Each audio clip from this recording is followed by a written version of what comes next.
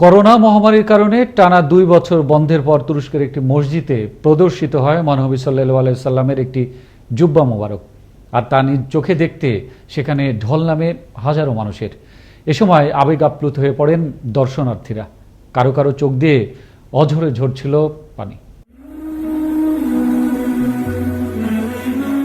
Corona মহামারীর কারণে বছর দুয়েক বন্ধ থাকার পর আল্লাহর রাসূল হযরত মুহাম্মদ সাল্লাল্লাহু আলাইহি ওয়াসাল্লামের একটি জুব্বা মোবারক প্রদর্শন শুরু হলো তুরস্কের একটি মসজিদে। আর তা নিজ চোখে দেখতে সেখানে ভিড় জমাচ্ছেন হাজার হাজার মানুষ। প্রিয় নবীর জুব্বা দেখে তারা আবেগ আপ্লুত হয়ে পড়েছেন। কারো কারো চোখ দিয়ে অঝরে পানি ঝরছিল। গেল 1400 বছর ধরে এটি যত্ন সহকারে সংরক্ষণ করে রাখা হয়েছে। হযরত ওয়াইস করণীর কোনো এক বংশধরের মাধ্যমে পোশাকটি তুরস্কের মসজিদে এসেছিল।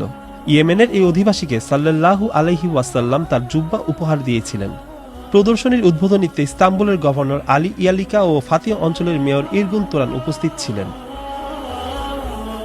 প্রদর্শনীতে সবসময় পবিত্র কোরআন তালাওয়াত হচ্ছে। দর্শনার্থীরা তালাওয়াত শুনতে শুনতে নবীজি সাল্লাল্লাহু আলাইহি ওয়াসাল্লামের পোশাক দেখার সুযোগ পাচ্ছেন। সাধারণত রোজার সময় ধর্মীয় শিল্পকর্মগুলো প্রদর্শন করা হয়। এর আগে করোনা মহামারীর কারণে এই প্রদর্শন বন্ধ করে দেওয়া হয়েছিল। রমজানে শুক্রবার দিনটিকে সবচেয়ে পবিত্র দিন হিসেবে গণ্য করা হয়। জুম্মার পরে রাসূল সাল্লাল্লাহু আলাইহি ওয়াসাল্লামের জুব্বা রাখা কক্ষটি খুলে দেওয়া হলে সেখানে মানুষের ঢল নামে। শওকত সাগর, আনন্দ টিভি, ইন্টারন্যাশনাল ডেস্ক।